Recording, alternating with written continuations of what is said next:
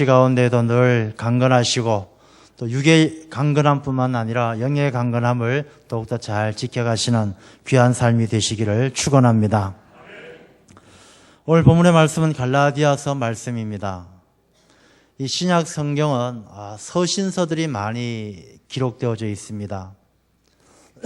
이 복음서를 제외하고 또 사도 바울의 서신, 또 사도 요한의 서신, 이 서신서가 많이 기록되어져 있는데 이 서신서는 초대교회, 약 2000년 전에 이 초대교회에 하나님께서 사도들에게 감동을 주셔서 기록한 그런 서신입니다. 2000년이 지난 지금도 여전히 이 말씀이 오늘날 우리 교회에 성도들에게 주시는 말씀이라고 받아들일 때에 이 말씀이 2000년의 긴 세월을 뛰어넘지만은 이 말씀 한마디 한마디가 살아계신 것을 볼 때, 이 말씀이 우리의 심령을 울리고 또 내 마음에 새겨지는 것을 볼 때 참으로 하나님의 말씀이 살아계시다라는 그런 감동을 받게 됩니다. 오늘 이 시간도 이 하나님의 말씀이 여러분의 삶을 바꿔놓고 여러분의 삶의 능력이 되는 놀라운 역사가 일어날 줄로 믿습니다. 이 갈라디아서는 하나님께서 사도 바울에게 감동을 주셔서 갈라디아에 있는 여러 교회에 보낸 서신의 내용입니다. 갈라디아라는 곳이 어디냐면 이 갈라디아는 지금으로 본다라면 이 터키의 중부 지역, 이 중부 고원지대, 그곳이 바로 갈라디아 지역입니다. 지금 우리가 여러분들 여행도 가신 분이 계시겠습니다만 갑바도기아 있는 그곳이 바로 이 갈라디아 지역입니다. 아주 지형이 참 특이하게 생겼고 이 바위 속에서 사람들이 살았던 바로 그런 흔적들을 만날 수 있는 곳이 바로 이 갈라디아 지역입니다. 이 왜 갈라디아냐라고 한다라면 기원전에 이 갈리족, 우리가 세계사에서 배울 때는 골족이라고 배웠죠. 이들이 이곳에 자리를 하고 그곳에 지배계급을 형성하면서 이 골족들이 다스리는 땅, 이래가지고 원래는 이 갈라타이라고 이름을 불렀습니다. 그래서 이 갈라타이 지역이었는데 나중에 로마가 그 지역을 지배하면서 이 행정을 나누면서 행정지명으로 이 갈라디아라고 이름을 붙이게 된 것입니다. 그래서 이 갈라디아라는 이곳은 터키의 중부 지역인데 이곳은 이전부터 사도 바울 시대 이전부터 많은 유대인들이 가서 살았던 곳입니다. 북이스라엘이 아수르의 멸망을 당하고 남유다가 바벨론의 멸망을 당하면서 많은 사람들이 포로로 끌려가지만 또 그중에 많은 사람들이 망한 나라를 등지고 세계 곳곳으로 흩어져 가는데 그때 이미 많은 사람들이 이 갈라디아 지역에 와서 유대인들이 그 삶의 자리를 잡고 있었던 곳입니다. 그래서 이곳을 사도 바울이 복음을 전하는 1차 선교 여행 때 이 갈라디아 지역을 가게 됩니다. 팔이 안으로 굽는다라고 이 유대인들이 많은 그곳에 이 사도 바울은 복음을 전하기 위해서 가게 된 것입니다. 그곳은 우리가 사도행전을 통해서 보면은 어떤 지명이 나오느냐 하면 비시디아 안디옥, 이고니온, 루스드라, 더베 이런 1차 선교 여행 때 거쳤던 그곳이 바로 이 갈라디아 지역이죠. 사도 바울이 가서 복음을 전하는데 그곳에 이미 자리 잡았던 많은 유대인들이 사도 바울의 복음을 듣고 개종을 해서 기독교인이 되어집니다. 그런데 이들이 유대인들이 세계 곳곳에 흩어져 있지만 이들이 버리지 않는 것이 바로 그들의 신앙 아니겠습니까? 그들이 교회에 나오게 되어서 사도 바울을 통해서 예수 그리스도를 영접했지만 그들의 삶 속에 깊이 뿌리 내리고 있었던 이 유대교, 그들의 율법을 믿는, 율법을 따르는 그들의 신앙의 삶을 쉽게 버리지를 못했던 것입니다. 그러다 보니까 이 유대인들은 자기들의 율법을 위해서 이 사도 바울이 복음 전하는 것하고 충돌이 되어지니까 사도 바울을 많이 배척을 했죠. 그래서 처음에 사도 바울이 비시디아 안독 가서 복음을 전할 때 유대인들에게 쫓겨나서 이고니온으로 도망을 가고 또 이고니온에서 쫓겨나서 루스드라로 도망을 갈 때 이 비시디아 안디옥과 이고니온에 있던 유대인들이 쫓아와서 사도 바울을 성 밖에 집어 던지기까지 아주 핍박했던 바로 그런 역사를 가지고 있죠. 그런 어려움 속에서도 사도 바울은 갈라디아 지역에 많은 교회를 세우게 되었습니다. 그리고 나서 이 갈라디아의 교회를 세우고 나서 사도 바울은 다시 2차, 3차 선교 여행을 가게 되는데, 나중에 이 사도 바울이 듣는 이야기가 갈라디아에 세워졌던 많은 교회가 그 안에 들어온 유대인들에 의해서 굉장히 많은 어려움을 당하게 되었다는 이야기를 듣습니다. 어떤 어려움을 당하느냐? 사도 바울은 그들에게 가서 예수 그리스도의 복음을 전하고 십자가의 능력을 전했는데, 이 유대인들은 십자가가 그들에겐 거리끼는 것이었습니다. 십자가가 달갑지 않습니다. 십자가가 원래 사형수들이 죽는 사형틀이었죠. 아주 비참하고 흉측한 게 십자가였어요. 그들은 예수님이 십자가에 위해서 죽었다는 사실도 탐탁지 않고 받아들이기가 어렵습니다. 그래서 유대인들은, 그 초대교회 교회에 들어온 이 유대인들은 비록 개종을 해서 기독교인이 되었지만 그들의 신앙, 그들의 종교 습관을 버리지 못하고 오늘 말씀처럼 율법으로 선을 행해야만, 율법 아래에 있어야만 구원을 받는다라고 그렇게 주장을 하면서 이 초대교회 교인들의 신앙을 흔들어 놓습니다. 그래서 우리 기독교에서는 갈라디아주의라는 게 있습니다. 갈라디아주의가 무엇이냐?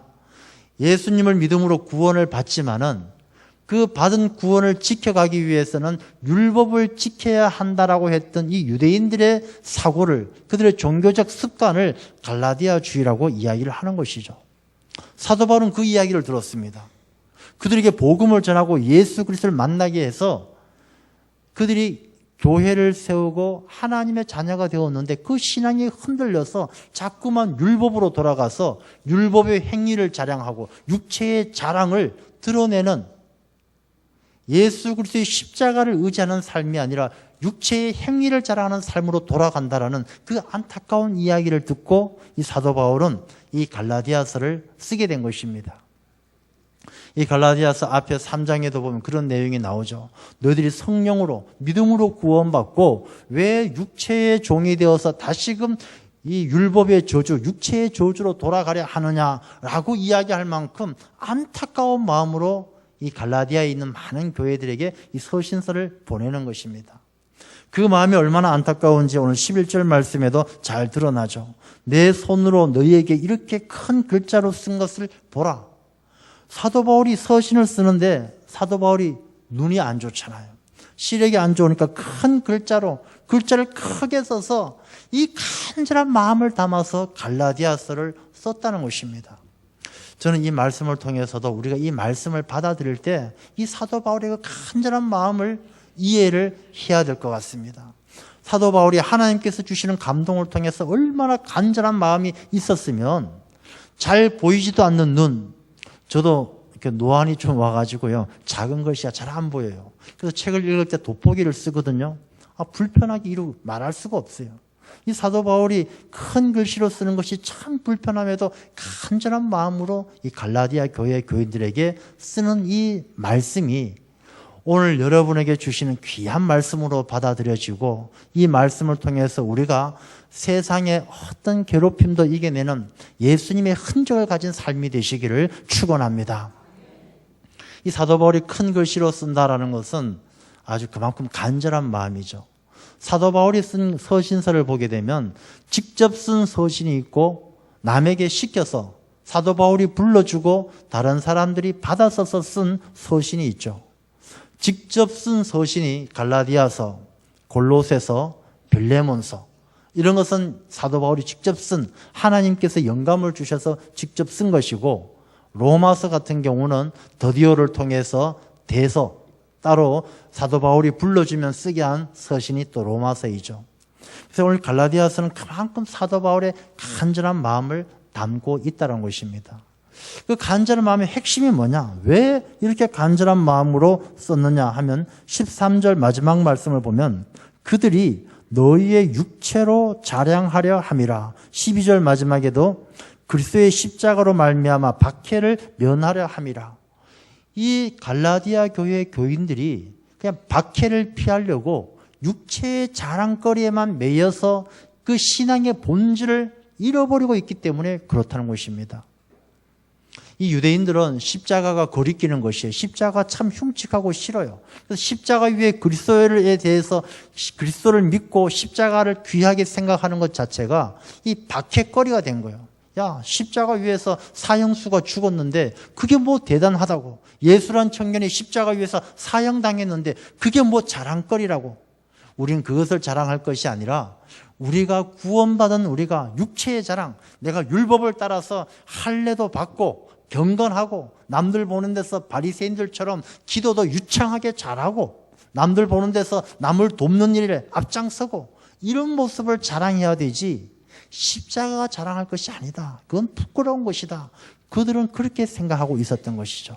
사도 바울은 그게 너무 안타까워서 14절 말씀을 보면 그러나 내게는 우리 주 예수 그리스도의 십자가 외에 결코 자랑할 것이 없으니 사도 바울은 육체를 자랑할 것이 아니라 오직 십자가만을 자랑해야 된다라고 그들에게 신앙의 본질을 말씀해 주고 있는 것입니다.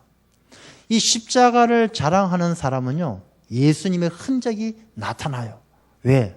예수님께서 십자가를 통해서 놀라운 구원의 역사를 이루셨기 때문에 십자가를 잘 이해하고 십자가를 자랑할 수 있는 사람이 되지 않으면 그 삶엔 예수님의 흔적이 나타나지 않아요. 똑같이 갈라디아 교회 교인들처럼 신앙생활을 하지만 육체의 자랑을 내세우는 사람들, 야, 내가 얼마나 착한데, 내가 얼마나 똑똑한데, 내가 얼마나 기도 잘하고 봉사 잘하는데, 이 육체의 자랑거리를 가지고 있는 사람들은 예수님의 흔적이 나타나지 않아요. 사도 바울은 내가 예수의 흔적을 가졌다라고 말씀하는 것은 십자가의 깊은 의미를 깨닫고 십자가만을 자랑했기 때문에. 사도 바울에게도 육체의 자랑거리가 많았잖아요. 그렇지만 다 배설물처럼 여기고 십자가만을 자랑했다는 것입니다. 왜 십자가만을 자랑했느냐? 먼저 이 십자가를 한번 잘 이해를 해야 됩니다. 예수님께서 십자가에 달리시기 전까지는 십자가는 형편없는 흉악한 물건, 흉측한 물건이에요. 사형수들을 죽이는 사형 형틀이에요. 왜 사형수들을 십자가에 매달아 죽였느냐? 이 고대 사회에서는 땅이 이 거룩한 땅이에요. 성경 말씀에도 그 땅이 거룩하니 너가 땅에 피를 흘리지 마라. 거룩한 땅이니 신을 벗으라 말씀하잖아요. 이 땅은 아주 거룩하게 여겨졌습니다. 그래서 죄 많은 사형수들, 죽어 마땅한 사람들을 이 땅 위에서 죽여서 피를 흘리는 것을 금기시했던 것이죠. 그래서 이 죽기까지, 그 생명을 다 잃어버리고 죽기까지 나무에 매달아 놓아서 죽게 하는 것이 바로 십자가의 사형틀이었던 것입니다. 이 죄수들이 십자가 위에서 죽을 때 얼마나 비참합니까? 채찍으로 맞고 그냥 침 뱉고 조롱하고 십자가 위에 매달아 두게 되면은 십자가 위에서 금방 죽는 것이 아니라 보통 일주일에서 열흘씩 걸립니다. 그냥 죽기까지 매달아 두는 거예요. 피를 줄줄줄 흘리고 수분이 다 빠져나가고 피 냄새를 맡고 벌레들과 모기 파리들 달려들고 그야말로 이루 말할 수 없는 고통 가운데 죽어가는 것이 바로 십자가의 사형이었던 것입니다. 그러니 유대인들뿐만 아니라 그 당시의 사람들은요, 이 십자가를 흉측하게 생각하는 거예요. 그래서 십자가형을 받는 사람들은 로마의 반역자들, 도망가다가 붙들린 노예들, 그들을 십자가형에 처하게 되고 로마인은 십자가형을 처하지 못하게 할 정도로 아주 흉측했던 것입니다. 예수님께서 십자가에 달리시기 전까지는요, 이 십자가는 아주 형편없는 흉측한 물건이었다는 것입니다. 그런데 사도 바울이 이 십자가를 자랑한다는 것입니다. 남들은 다 외면하고 남들은 다 흉측하게 생각하는 것을 사도 바울은 십자가만을 자랑한다라고 고백을 하고 있는데 그 이유가 무엇이겠습니까? 바로 예수님이 십자가에 달리셨기 때문에 십자가를 자랑하는 거예요. 예수님이 없는 우리 세상은요, 사형수들이 매달리는 십자가 형틀과 똑같은 것입니다. 우리가 아무리 육체의 자랑거리가 있어도, 내가 인물이 좋고 착하고 똑똑하고 자랑거리가 있어도 십자가 없는 우리 인생은 사형수의 형틀같이 흉측하고 아무 의미 없는 인생이 바로 예수님이 없는 육체의 자랑거리만 갖고 살아가는 인생이다라는 것이죠. 사도 바울은 그 육체의 자랑에 매이지 말고 십자가만을 자랑하는데 그 십자가가 얼마나 능력이 있느냐. 십자가 위에 예수님께서 고난을 당하시고 죽으셨습니다. 그걸로 끝났다라면 아마 십자가는 별 의미가 없을 것입니다. 이 세상에서 제일 큰 권세가 무엇입니까? 이 세상에서 가장 큰 권세는 죽음이에요. 아무리 알렉산더 대왕일지라도, 아무리 이순신 장군일지라도, 세종대왕일지라도, 아무리 위대한 인물일지라도 이 죽음 앞에서는 아무런 맥을 못 추는 거예요. 돈이 그렇게 많아도, 아무리 권력이 많아도 죽음 앞에는 아무것도 소용이 없습니다. 그래서 죽음이 최고의 권세예요. 근데 예수님께서는 그 죽음의 권세에 당하시고 끝나셨느냐? 그게 아니죠. 예수님께서는 그 죽음을 당하셨지만 이 세상의 사망 권세를 이기시고 부활하셔서 세상을 이기신 분이 바로 주님이시라는 거예요. 이 십자가의 놀라운 비밀을 알고 있는 사도 바울은 십자가를 자랑하지 않을 수가 없는 것입니다. 세상에 무엇이 육체의 자랑거리가, 무엇이 세상 가운데 큰 자랑거리가 되겠습니까? 여러분들 이 중에 계신 분들 다 제가 이렇게 앞에서 뵈면요, 진짜 젊었을 때 다들 한 인물들 하신 것 같아요. 우리 장로님들, 권사님들 아주 얼마나 곱고 멋있습니까? 근데 세월이 지나가면 아무 소용이 없는 것이죠. 이 세상에 다 지나가고 다 풀의 꽃과 같이 지나가는 것이에요. 예수 그리스도만이 세월을 이기시고 죽음을 이기시고 부활하신 것처럼 우리가 예수 그리스도의 그 십자가를 깊이 이해하는 사람, 예수 그리스도의 흔적이 있는 사람, 세상의 어떤 괴로움도 다 이겨내실 줄로 믿습니다. 세상은 우리를 자꾸 괴롭혀요. 질병으로도 괴롭히고, 사람 때문에도 괴롭고, 경제적인 돈 때문에도 괴롭고, 세상은 괴롭힘을 당해요. 근데 육체의 자랑거리를 가지고 살아가는 사람은 세상의 괴롭힘을 이길 수가 없는 것입니다. 이 세상 누구든지 나를 괴롭게 하지 말라. 나는 내 몸에 예수의 흔적을 지니고 있노라라는 사도 바울의 고백처럼 예수 그리스도의 흔적이 있는 사람, 예수님이 죽음을 이기시고 부활하신 것처럼 내가 십자가의 의미를 깊이 깨닫고 주님을 붙들고 부활의 능력으로 살아가는, 어떤 낙심과 절망과 어려움도 부활의 믿음으로 살아가는 사람은 세상의 어떤 괴롭힘도 질병도 어려움도 감히 어찌하지 못하고 다 이겨내는 승리의 삶이 될 줄로 믿습니다. 그러니 여러분, 십자가를 자랑해야죠. 십자가를. 우리나라가 십자가가 건물 가운데 제일 많은 나라가 우리나라예요. 아무리 기독교 국가를 가봐도요, 이렇게 십자가가 많은 나라가 없어요. 대한민국 웬만한 빌딩, 웬만한 상가 건물에 십자가가 없는 데가 없어요. 우리 교회에도 저 앞에 십자가 밤에 되면 2개나 빨간 십자가도 있고 하얀 십자가도 있고 십자가가 많아요. 근데 그 십자가 밑에 모이는 수많은 사람들이 있는데 그들의 삶 속에, 십자가 밑에 모여있는 삶 속에, 그들의 삶 속에 십자가가 예수의 흔적으로 나타나는 사람들이 과연 얼마나 될까? 정말로 이 땅에 밤이면 빨갛게 불이 켜지는 십자가만큼 그렇게 많은 사람들이 십자가를 자기 자신의 삶에 예수님의 흔적으로 삼고 살아간다면 이 나라가 하나님이 얼마나 기뻐하시는 복된 나라가 되겠습니까? 이 사도 바울은 그때나 지금이나 이 말씀을 통해서 우리에게 주시는 것은 육체의 자랑거리를 삼지 말고 이 십자가만을 자랑하는 삶을 살아야 된다는 것을 우리에게 권면을 하고 있는 것입니다.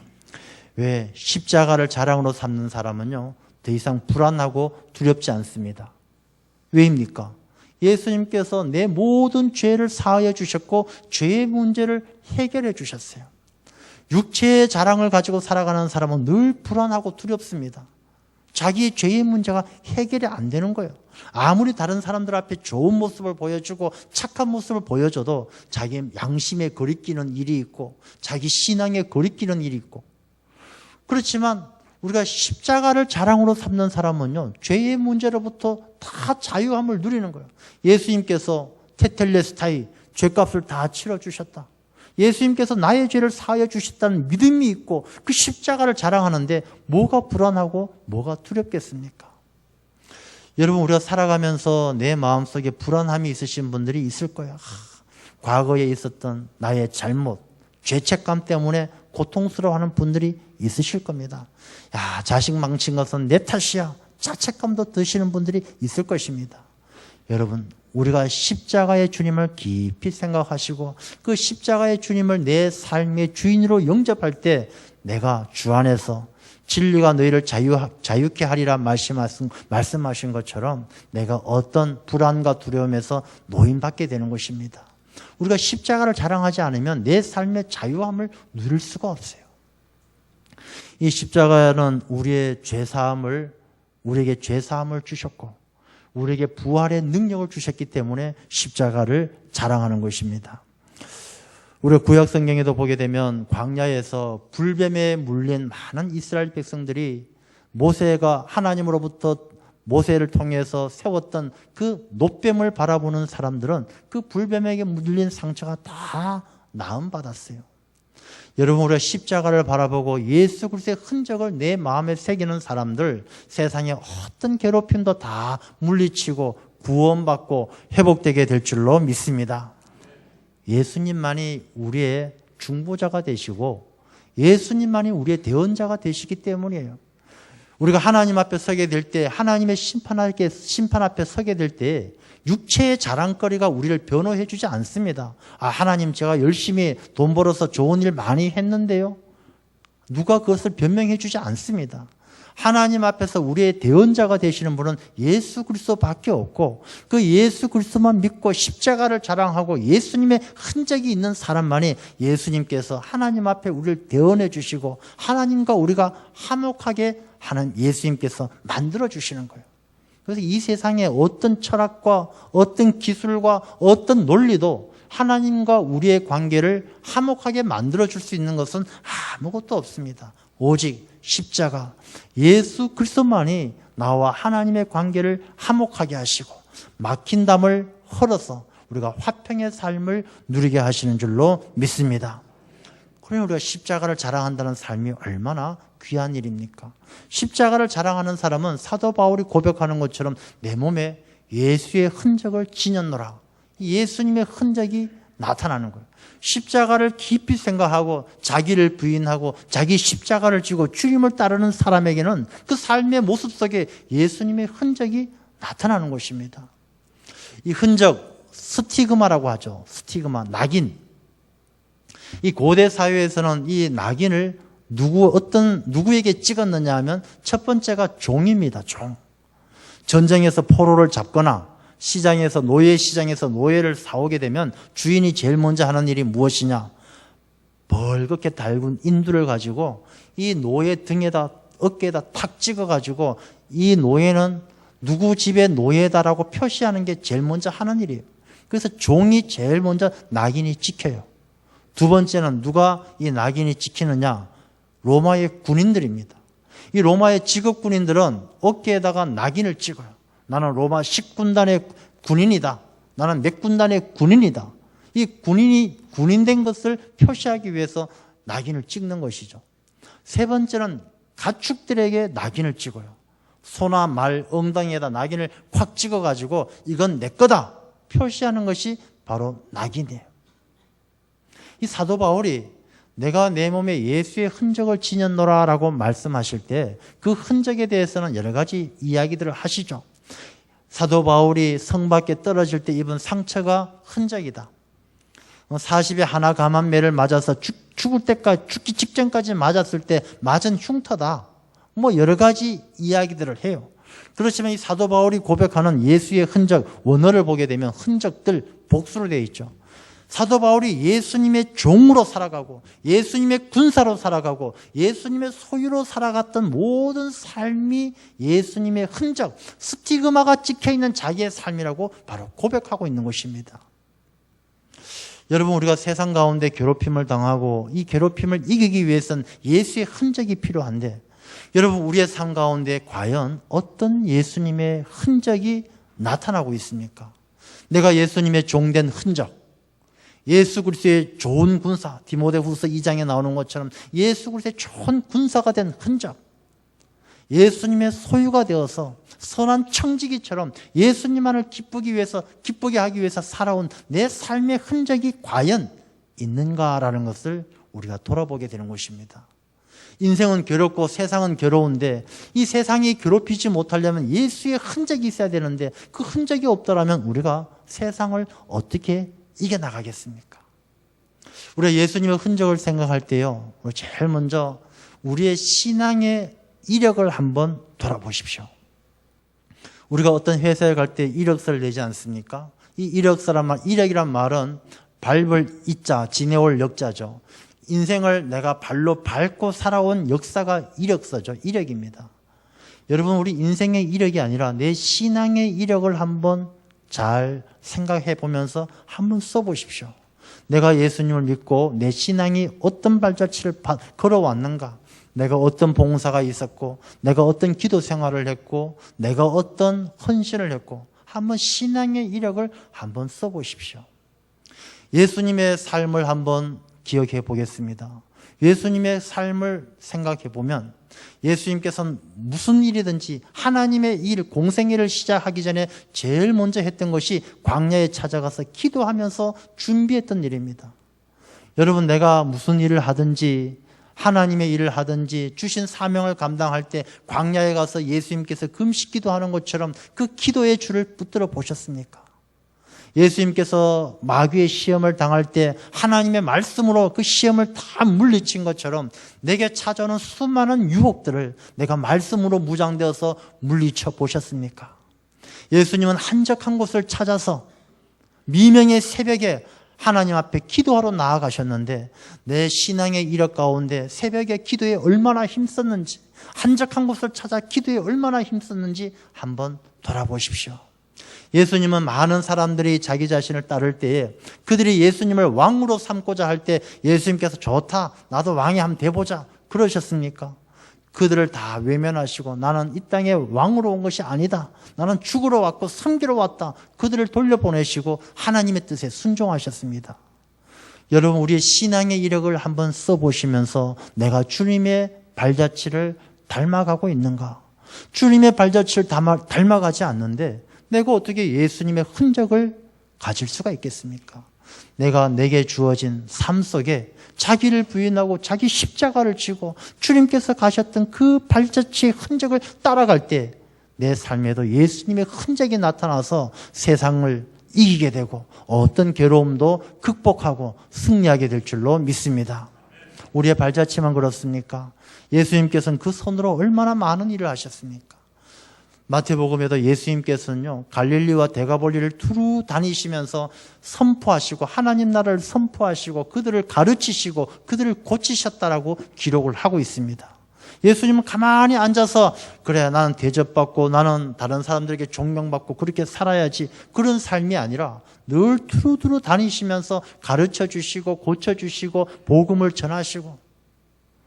여러분, 우리가 그렇게 두루두루 다니면서 가르치고 선포하시고 돌보고, 예수님께서는 베드로의 장모가 열병으로 죽어갈 때 그에게 다가와서 그 베드로의 장모의 손을 붙들고 일으켜 주셔서 베드로의 장모가 일어나서 예수님을 수종들었다라고 기록을 하고 있습니다.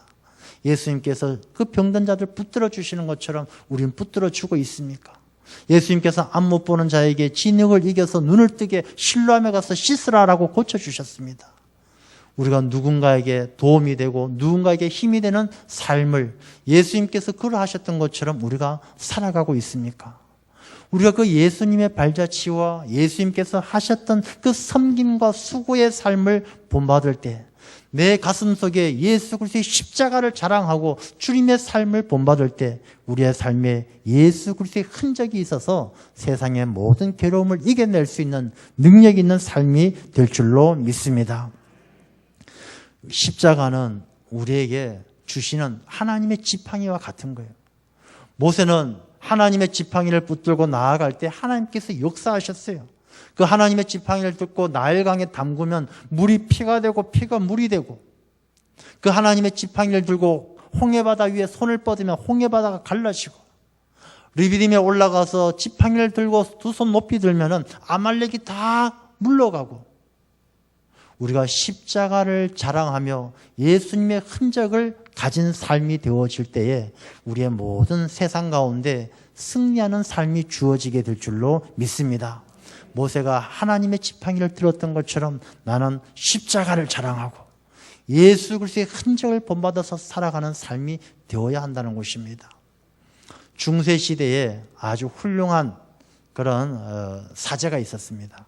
이분이 수도사가 되어서 기도 생활을 많이 하다 보니까 하나님께서 참 능력을 주셨어요.